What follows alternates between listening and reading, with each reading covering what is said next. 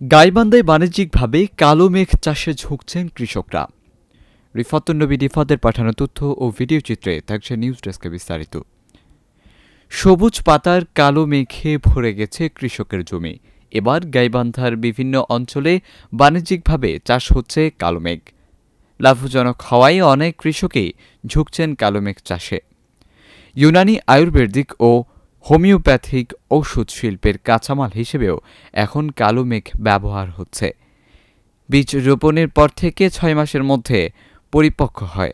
কালো মেঘ ফসলে তেমন কোনো রোগবালাই হয় না। অতিবৃষ্টি বা অনাবৃষ্টিতে কোনো সমস্যা হয় না।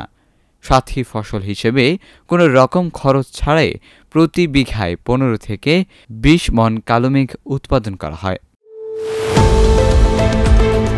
আপনারা দেখছেন নিউজ টাইমস 24 BD।